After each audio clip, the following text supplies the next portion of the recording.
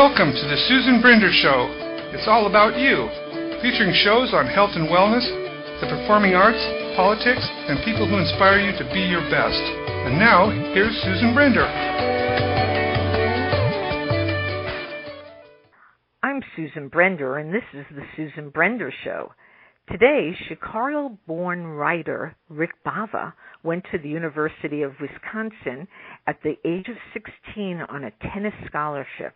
While studying, he advanced to play tennis on a professional level and later became a tennis instructor.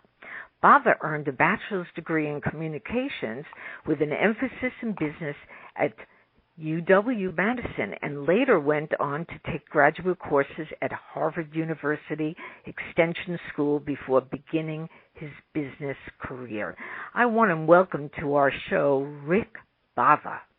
Good morning, Susan. Was really looking forward to being with you. Thank you for the opportunity to speak to you and your audience. Well, I'm very pleased to have you on my show. And now let's start some of the questions.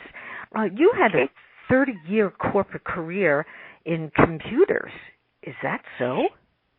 Yes. I was part of the technology revolution, as they say, personal computers into services, ran external business for Boeing Computer Services, the computer division of the Boeing company, was responsible for worldwide business development for Digital Equipment Corporation, which now exists as a part of the envelope of Hewlett-Packard. And then, as you know, Susan, I also then founded my own communications firm, the Bava Group, that was very successful within the Fortune 500 companies. So I was very proud of my 30-year business career, and it's very nice of you to highlight that. Well, Rick, you lost your parents and brother before you left the corporate world, and I know that you began searching for an encore career, work that combines continued income, greater personal meaning, and social impact. Tell our audience more about that. Well, that's very astute, Susan. I think you've hit on a couple of items there, both for me personally and for the wider audience. The support for elderly parents that baby boomers are going through is a major issue. It's an issue of mass proportion. I happened to go through it, and it did have its impact on me. The second thing that you highlighted is there are a lot of baby boomers, I am included, that want to make a contribution to society today. They've had maybe a successful career, they've raised a family, and they want to do something either through a charitable endeavor or something that they have passion for. I'm a part of that as I chronicle the baby boomer generation, but I, like many baby boomers, the impact of losing loved ones, first seeing them fail health-wise, and then in my parents' case, then having to settle their estate, it has an impact, and perhaps you look for a little bit of meaning, and that's probably where the genesis of the book came from. I see. And you started to travel around the country in search of yourself. I know why you did that, but when all was said and done, you found the answer to your generation? Yes. The way we like to say it, first to my publisher and then to some of the media outlets that have interviewed me, and your great question is that maybe we started out looking for myself and discovered a generation. See, Susan, what was happening was as you would have these in-depth conversations, dialogue in nature, conversational type interaction, you'd discover, A, that you weren't the only one going through some of the issues that other baby boomers are facing. There was a kind of a peer-to-peer type of interaction where you learn about them, the life and times of a baby boomer generation. You look at it through the prism of your own lens, and then you would be able to take all of the information and really start to really formulate wonderful commentary about our generation, the baby boomer generation. So it's very interesting the way you've kind of been able to walk through the foundation of the book through your questions. Very insightful. Well, let's talk about your book a bit. It was released on June 12th, and you named it In Search of the Baby Boomer Generation. And tell us about how it really looks. It takes up an up-close look at the baby boomers, and I really want to understand much more about that. Oh, that's very nice of you to ask, and of course I welcome the opportunity to share that with you and your audience. I think your constituency of the people who support your show will be very interested in our discussion. I think to have the listener understand the book, we might break it down into three factors. The first is a kind of a snapshot of baby boomers in the 21st century. What do they look like today? What are the issues that they're facing? What are they focused on? What is the here and now? Then the second part is kind of a retro feel. Baby boomers have a great feeling of sentimentality about the days that went by, and so because of the cultural aspects that baby boomers experienced, there's a nice retro feel. Everything from the issues that we went through some of the more fun things like movies, television, and sports. And then the third aspect is to try to present a snapshot of where do we go from here, because if there's anything that I found that is most significant is baby boomers are still a very positive, progressive generation who continues to want to make a contribution to society and stay relevant. So, the book has, as you know, a breadth of a lot of different subject matter, but that, those three aspects that we just talked about give our listeners today a good overview. At one point, you took a train across the United States and talked with baby boomers in the dining car. It must have been a very interesting experience for you. Why don't you tell a little bit about it to our audience? Oh, it's interesting. Every time one of your audience members sees the latest Amtrak marketing presentation and advertising, they should think of your friend Rick Bava, Susan, because that's what baby boomers are doing. A lot of them are going on the train and traveling across the country, and it's a very relaxed atmosphere to sit in the observational deck, specifically in the dining car. They want you to sit with other people, and you find a real interaction, a real camaraderie about the people you meet. Of course, many of them are at the same age and stage. Many of them are thinking about the same issues and topics that you are. Many want to look back at our some fun aspects of our generation. What I would say is probably the most fun of that experience is you would say something, do you remember such and such, right? And when you get the validation of, yes, such and such, and I do remember that, and they talk about it, and the dialogue and the commentary and the communication expands from there, what a rewarding experience. I would really recommend that for a lot of baby boomers who want to enjoy seeing a little bit of America. Mm-hmm. Well, let me ask you this. Yeah. You discussed the issues most germane to baby boomers, And I am curious, and I'm sure our audience is too, to know what some of the issues and some of the things that they discussed with you. Great question. Shows your acumen as a host. Two parts to that answer.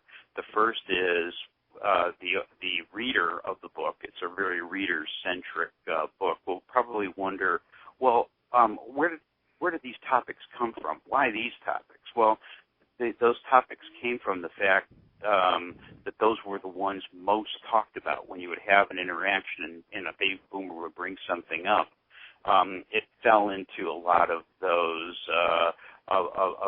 categories, and some of those categories are in topics of today: caring for elderly, second careers for baby boomers, dealing with the grieving process if you've lost somebody, asking yourself, are you truly prepared for retirement? How do you want to live out the golden years, either through a second career or continuing to make a contribution to society. And then it also kind of talks about things like health and wellness and the use of technology, social media, connecting with extended family, using technology, and just the whole component of social interaction.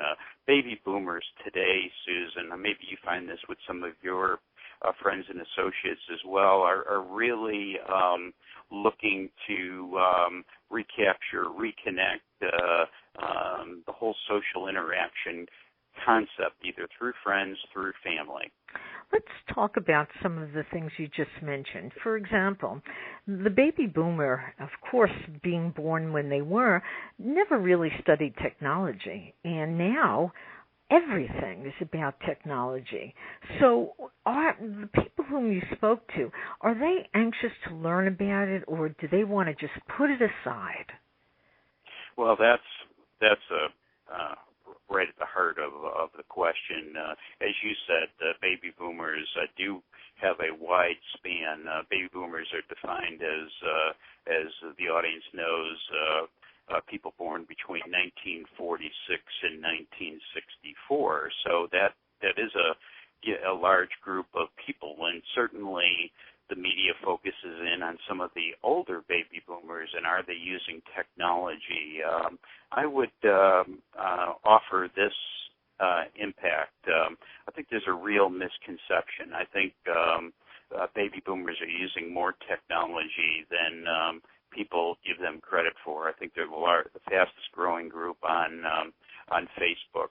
I find the baby boomer grandmother in Ohio who texts constantly to her children. I find that baby boomers are sending emails continually to keep up with family. Yes, there are some baby boomers who are still on the learning curve, but quite frankly, it's very interesting. Talk about a subject that gets a baby boomer riled up, and that's one topic, because they're likely to say, well, who do you think started the technology revolution? Us, right? Mm-hmm. So they don't like the perception that they're behind the times. Are some still learning? Yes, no question about it. But I would offer the more positive statement that many are farther ahead than the perception gives them credit. You know, Rick, it's a very interesting thing when you talk about baby boomers because, well, yes, I am a baby boomer, and I know that all I see around me are people just working their phones, text messaging, doing everything on the computer. I spoke with a group of people just yesterday, in fact, and we talked about the fact that the next generation will be even far beyond that. And so give me some of your thoughts on the baby boomers and the whole notion of maybe even DNA. We are going to study a lot, aren't we? Yeah, that's really a very interesting topic from a sociological standpoint.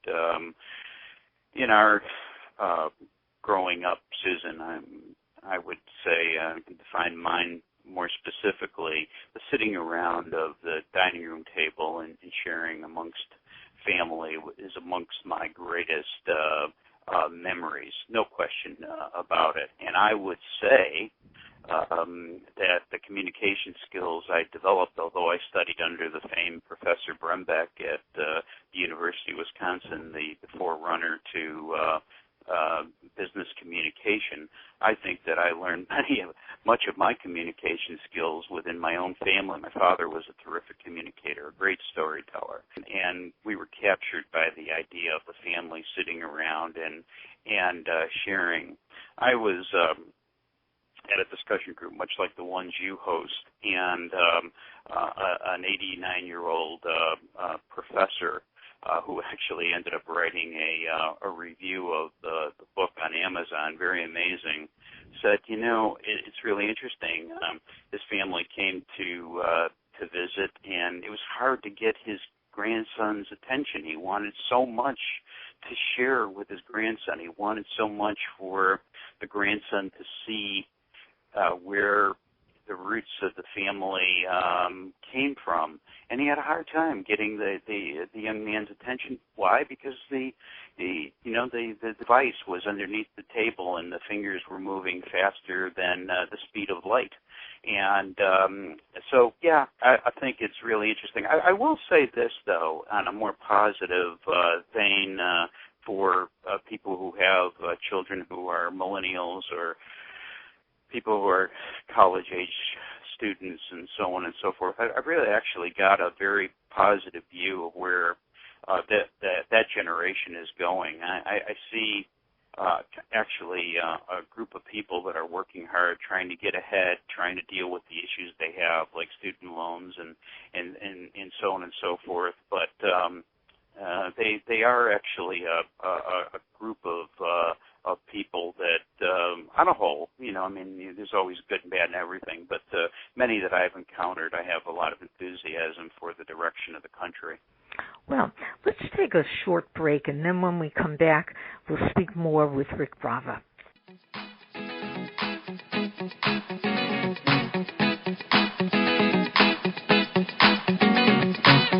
Cool off at the delicious treat at FYI Frozen Yogurt and Ice Cream Shop in beautiful Delray Beach, Florida.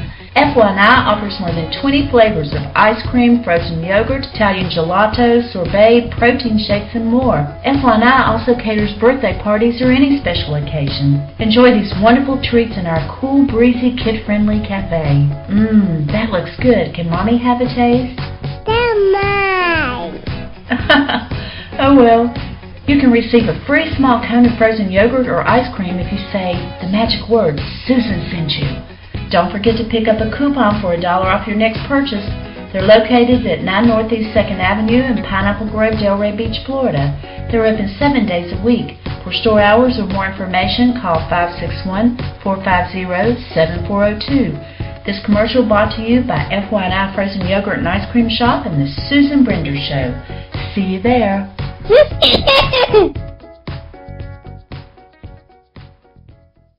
Now we're back with Rick Bava, who just wrote a wonderful book that is based upon the baby boomer generation, and he has taken a up-close look at the baby boomers, the post-World War II generation born between 1946 and 1964.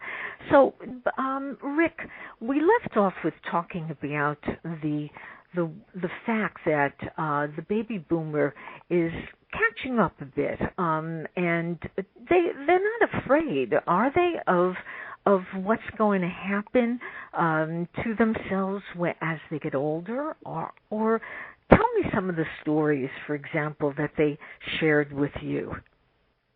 Yeah, I'm looking forward to answer that question, Susan. I might just say before I do that I was thinking during the break how much I'm enjoying our conversation, and my hope is that as we're discussing some of these topics, it makes me want to think about the fact that, as we were saying earlier, that the book is a reader-centric book, and we like to think that when people read the book, it'll be like as if a fellow baby boomer is talking to them from across their kitchen table. Oh. And I would think that maybe an example of that would be kind of like the discussion and dialogue that we're having. The discussion that we're having is very much like the discussion that I had with many baby boomers throughout the country. We were talking earlier about why was the book named In Search of the Baby Boomer Generation by Rick Bava, is because we found answers, right? And one of the things that we found was the direct correlation to the question you asked about what do baby boomers feel about the future? Do they have trepidation? Do they have worry? And when we were talking about the overview of the book, we said that there was a snapshot at kind of where baby boomers are going. And yeah, I think there is a little bit of uncomfortability, not worry as much, but just kind of uncomfortability. They worry about things like Social Security. They don't want anything to change in terms of the benefits they think that they deserve because they worked so hard for that. I find that baby boomers are spending a lot more time eating better, getting up in the morning and walking, staying fit. They don't want to be their grandparents' grandparent.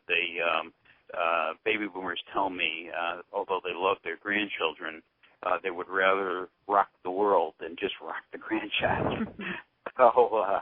So I think that there's a lot of focus in on health and wellness. But I think if there is any worry, if there is any trepidation, if there is any uncomfortability, probably the area that most comes up is financial. Yeah. Okay, so let's touch upon that issue of financial. You mentioned Social Security, and frankly, we've just basically spent it, haven't we? The government tells you that Social Security will be there for the baby boomer, but I don't think it's going to be there for their children. Do you? I'm really very, very worried about it. I remember as a young boy, my father talking about when Franklin Delano Roosevelt instituted Social Security. We have a passage in the book about Francis Perkins, right, who was very instrumental in moving Social Security forward. We make a commentary about the last election where certain candidates discussed what they call streamlining entitlements, and we offer the suggestion that it's not an entitlement because you worked all your life contributing to something, and you want to believe into Franklin Delano Roosevelt's idea that we should take care of the elderly. But I think I just really worry. I find it very hard to find a millennial who believes that Social Security will be there for them. First of all, they don't really understand the concept, and second of all, they just don't have a lot of confidence that it'll be there for them. And I think that would be a terrible blow to the legacy of our country if that's true. And so you just said that the young people don't really understand Social Security. Can you explain what they should know about it?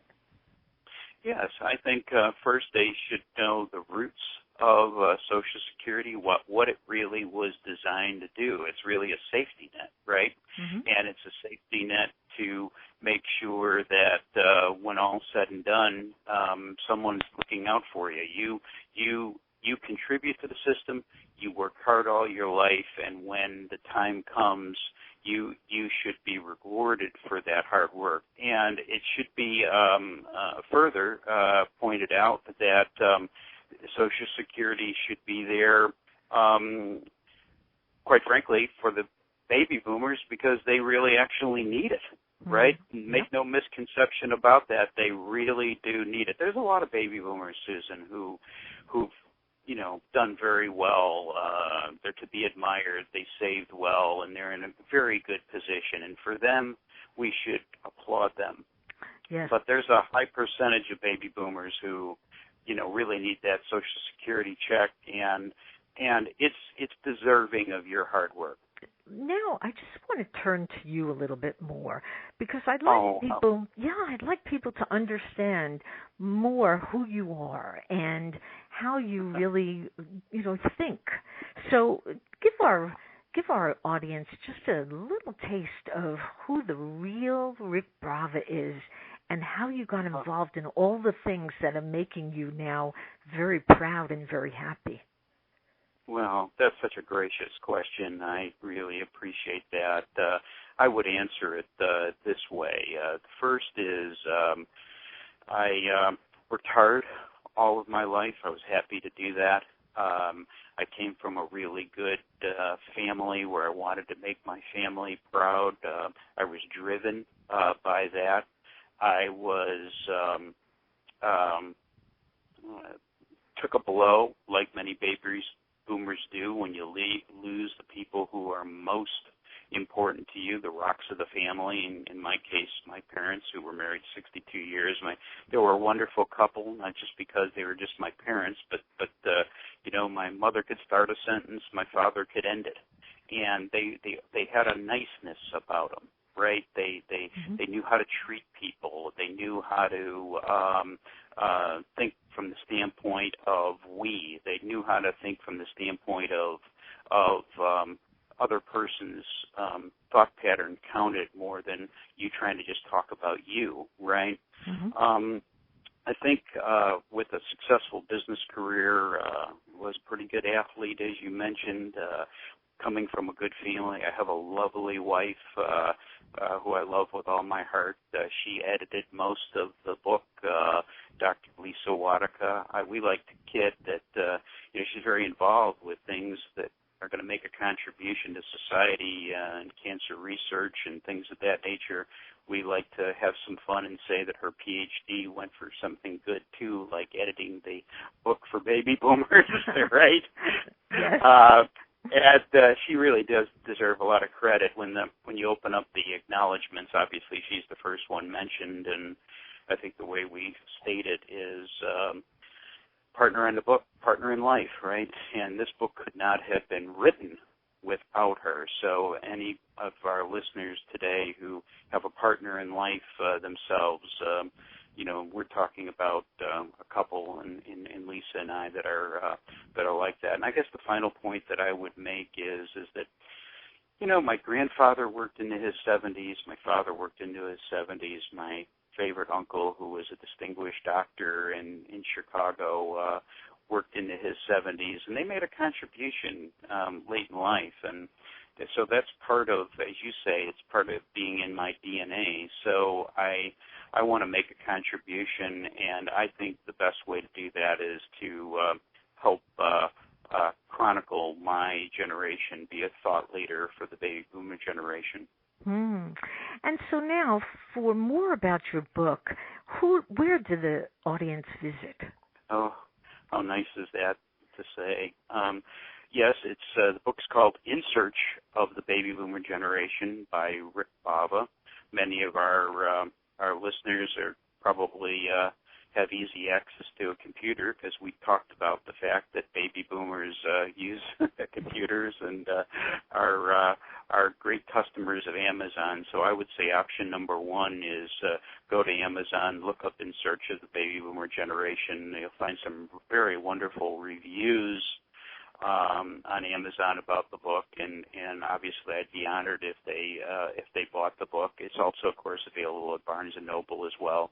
You can either walk into Barnes & Noble and order it, or of course order it online. You were talking about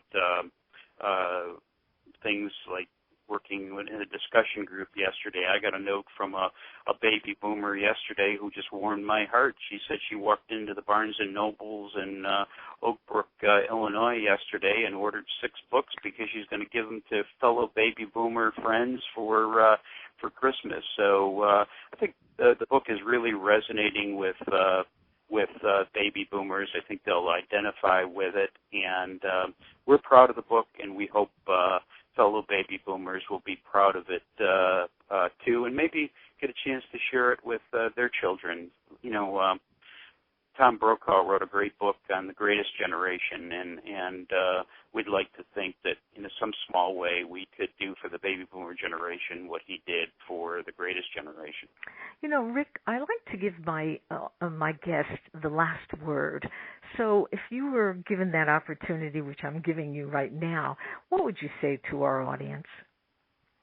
I would say that I would like to leave our audience with something that my father used to tell my brothers and I as we grew up, and that is that if you try your best every day, if you get up to be the very best person that you can be and just make the best effort and just try your best every day, that's all you could really ask. And I've lived that all my life. I have my father's words in my mind, Susan, and that would be my last word, kind of memory of my father. That's very special. Well, we've been talking to Rick Bava, who's written a wonderful book about the baby boomer. So everybody, just look on Amazon and also go to Barnes & Nobles where you'll find Rick Bava's book. And Rick, it's been an absolute pleasure to have you on the Susan Brender Show. Thank you very much, Susan. I really enjoyed it, and just wonderful to be with you and your audience this morning. Thank you very much. You're welcome.